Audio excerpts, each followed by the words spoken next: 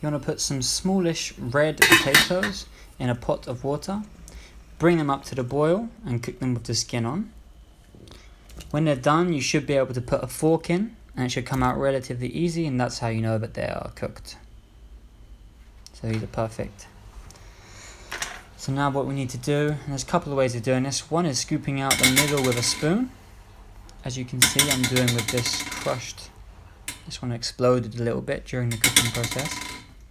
And the easier way, remember these are hot, so be careful, is to use a paring knife just to peel the outside of the skin off.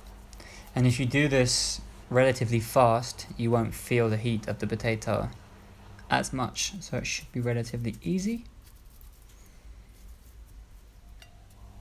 Nearly there. Boom, there we go. Cut it in half and whack it into the potato mincer, sorry. I think that's what they call it, or potato ricer, that's the one. So now, if you haven't got one of these, you can also use a colander. You can pass the potato through a colander using a spatula to push it through.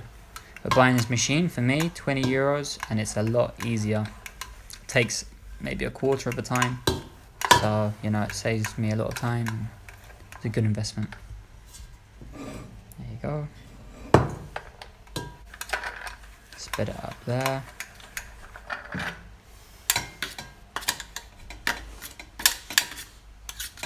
Scoop the rest of the pan. Now we're ready to add the rest of the ingredients. The potatoes at this point are still relatively warm, and I think that's, in my experience, that's quite important, that the potatoes aren't cold. They can be. I just prefer to kind of heat up the flour at the same time. I feel like it makes the dough more workable. So we're going to whack in some semolina flour, some potato starch. This just helps to guarantee that you get nice firm gnocchis. I can make them both ways, and I have made them both ways, but I prefer them a little bit more firm. When they're too pillowy and fluffy, I don't really like them. I like a bite, so I add the starch in. You're going to add some olive oil, extra virgin, and this is replacing the egg. So usually egg yolks would go into a gnocchi. Obviously we're not using eggs, so we're going to use the olive oil. And I also added a pinch of pink Himalayan salt. A pinch, 1 teaspoon of pink Himalayan salt. And I begin to mix it with my hands. In this video I've got some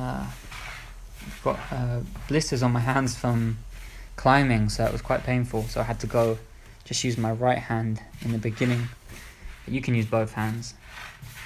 It'd be a lot faster, just to incorporate the flour and the potato, kind of massaging it. A little bit more olive oil because it was feeling a little bit dry, so I added some olive oil, and then it started to come together nicely. At this stage, I take it out onto the surface and begin to lightly knead it. Lightly, you don't want to activate the gluten too much. You really just want to incorporate it. I decided not to speed up this process because it allows you to see the actual time that it took me to knead the dough. So it gives you a more realistic view on how long it takes to make it. Okay, so it's starting to come into a ball. Now I'm going to leave this ball here for about 5 minutes to let the gluten relax before rolling it out. If you try to roll it out instantly, you'll notice that it's more stiff. So if you rest it for 5 or 10 minutes, covered with a tea towel, you'll see that it's much easier to work with. I think, to be honest, I didn't rest it for that long, but in the next ones you can see that I did rest it for longer and it was easier to work with. So what you want to do, you want to cut it into smaller pieces, smaller sausages, and then start rolling it with your fingers. So the way I was taught is to not necessarily use your palms or your fingers. You use kind of the middle, the mounds of your fingers, and you use a rolling motion.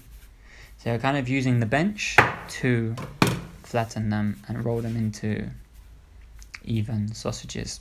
But you can work out the technique for yourself, it's not that difficult. You want to get a bench knife and cut them into small pieces. Some people would stop here actually with the process, and they would just have them like this. And this is one variation of gnocchi. Some places in some parts of Italy wouldn't take it another step. But I'm going to show you the next step, which is using a fork to create some grooves in a gnocchi. So you see, this is the second batch. I think it was a bit easier to work with than the first. The dough was nice and rested. If it gets too soft, if it feels too soft, then add some flour. It's a good idea to add flour before you do the final movement with the fork.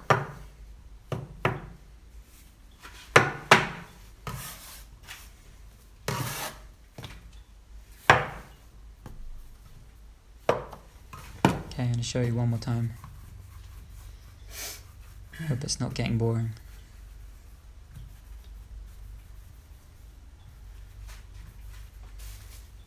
Nice long exaggerated movements. Going up and down the sausage or the roll. If you feel like it is thick in some places, you can go more to where it's thick and then roll it outwards, and that will even it out a bit.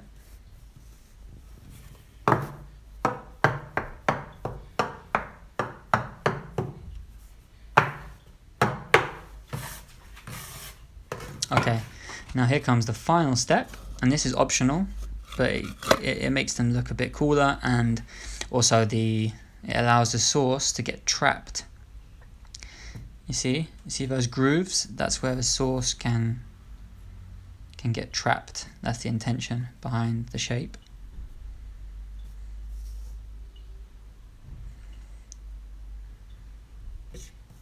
You can see I'm just lightly rolling it against the spoon.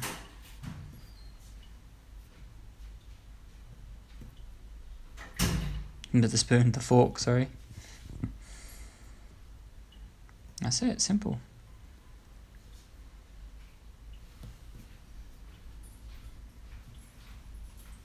If I'm making loads, I would probably go faster, but I wanted to show you nice and slowly. Also, it's nice to be mindful when you're making gnocchi as well.